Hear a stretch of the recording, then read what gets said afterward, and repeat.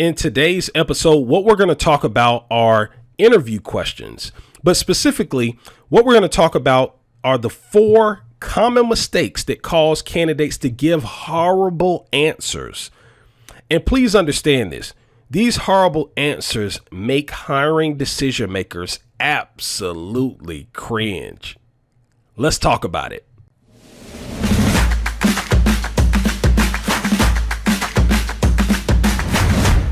Welcome to another episode of Career Strategies. My name is Rodney Hughes, Mr. 100%. Today's episode is being brought to you by The Ugly Truth About Getting Hired, how to land the job of your dreams regardless of the competition. Do you need help preparing for an upcoming interview? In this book, I'm going to teach you how to ace your upcoming interview by avoiding the big mistakes that cause most candidates to fail miserably during a telephone, video, or face-to-face interview. The information in this book is going to help you position yourself to get the very best job offer with ease.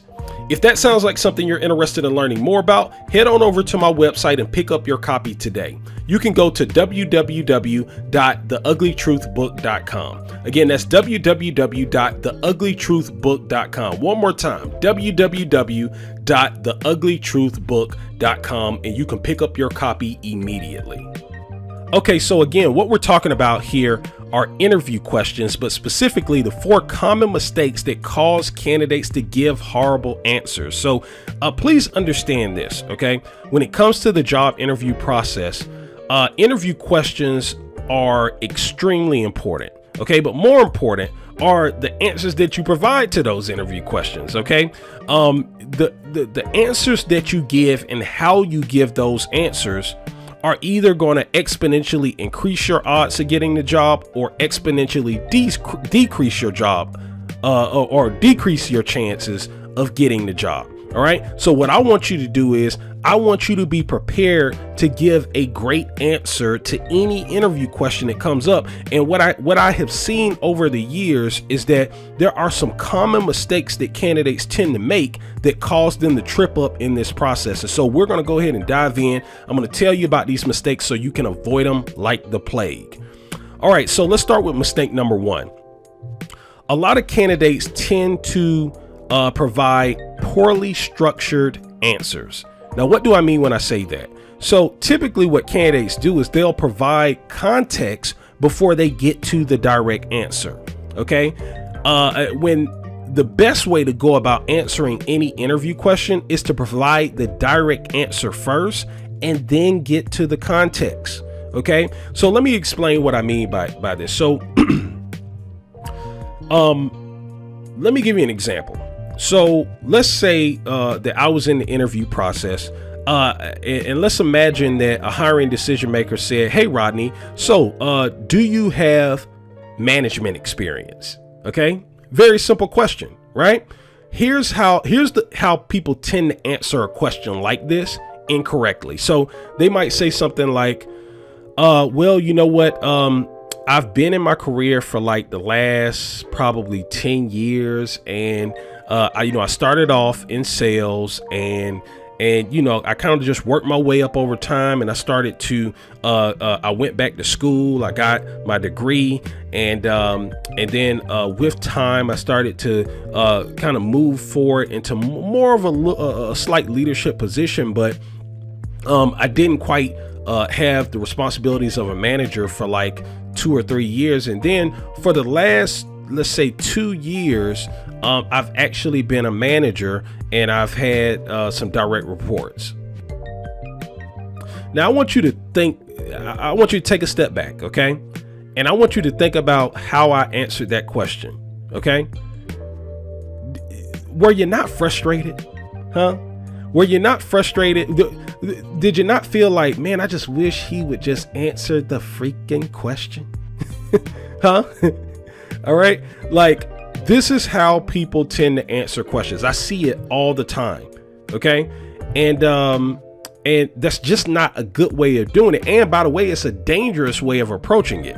It's dangerous to start with context and then try to get to the direct answer, because in many instances, when you start with context, I've seen candidates get lost in their answer and they never actually end up answering the question that was asked.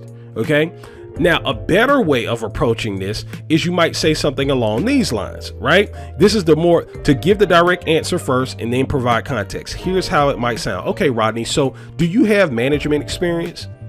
Yes, sir. I do have management experience. And for the last 2 to 3 years, I've overseen a group of about 20. I had 10 direct reports and 10 indirect reports.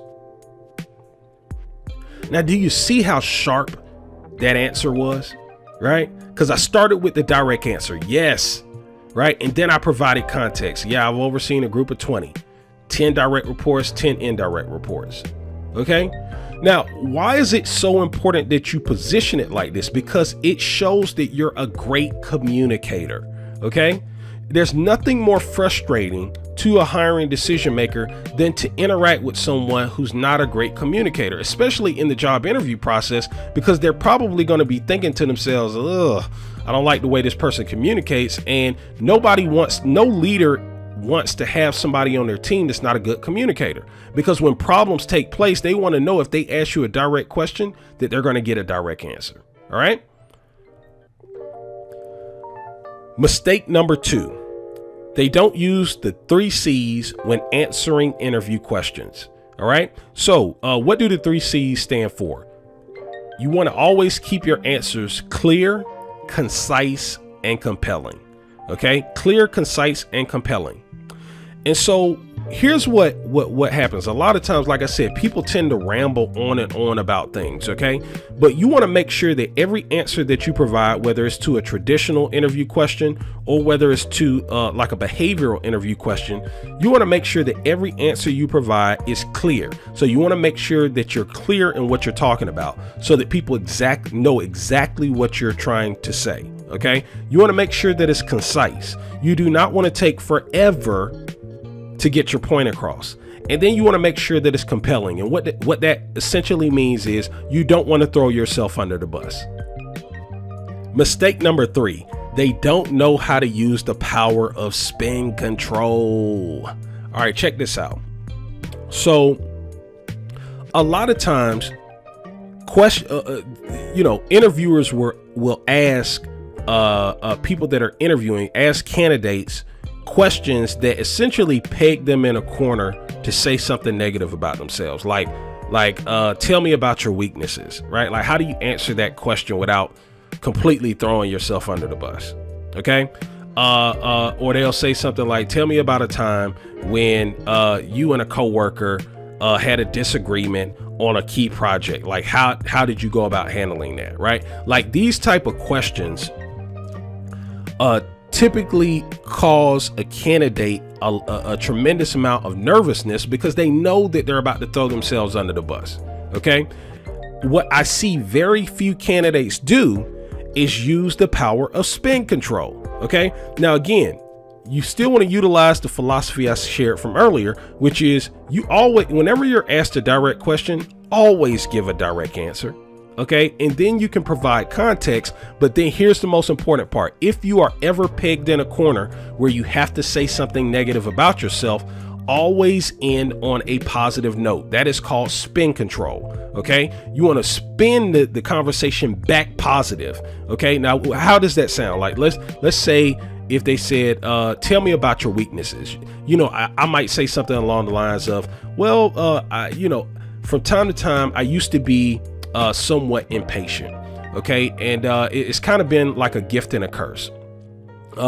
It's been one of these type of situations where it has been a little bit of a curse, because there come times where I get where I've gotten very frustrated about things that I was working on. But then it's kind of a gift because it has allowed me to accomplish things in a much shorter and much more condensed time frame. Right now, here's where I spin this back positive. But I am, the thing that I'm most happiest about is that I know exactly what my biggest weakness is. And it's something that I have diligently kind of worked on so that it doesn't impact my performance. And so when I notice that I'm starting to feel a little bit impatient, now I know to step back.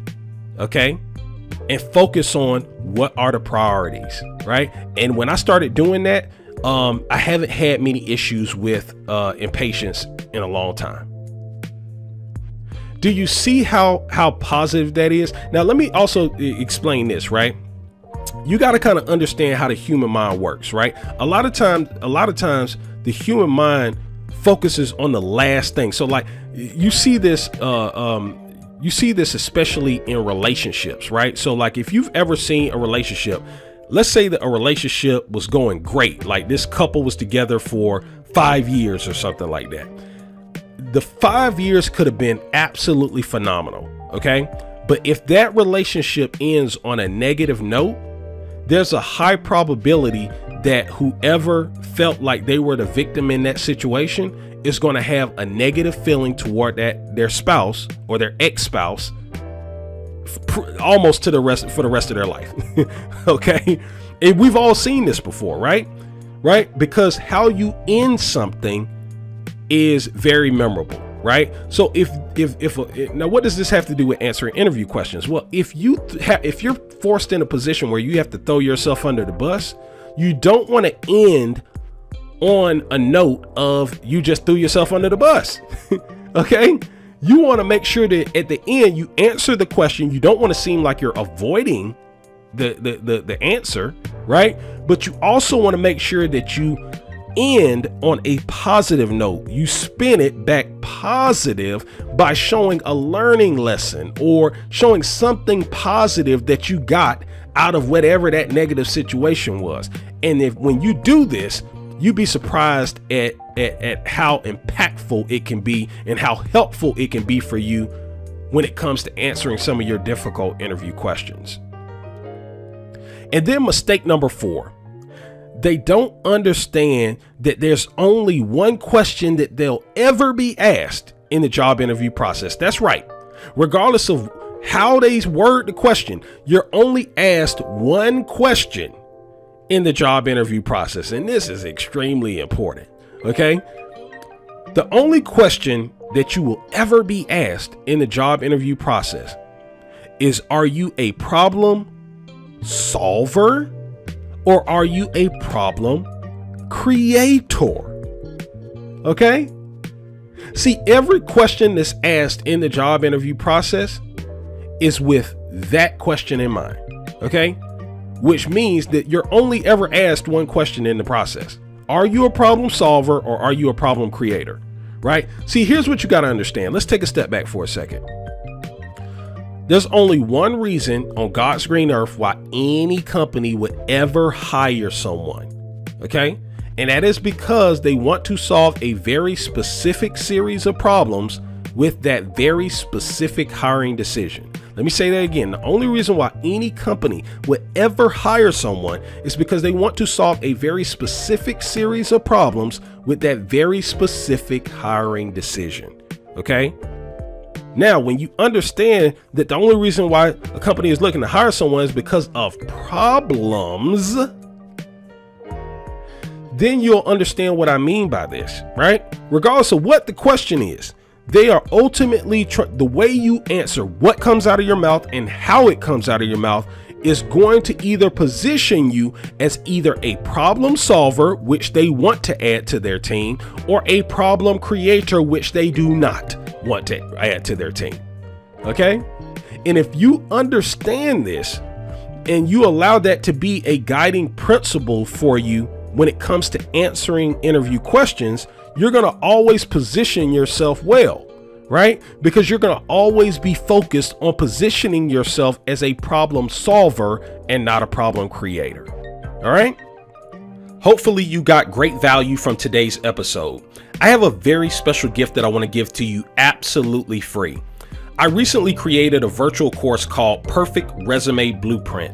In this course, you will discover how to write a highly optimized resume that will help you quickly land job interviews that lead to top dollar job offers. This course is a $247 value, and for a limited time only, I'm giving it to you absolutely free.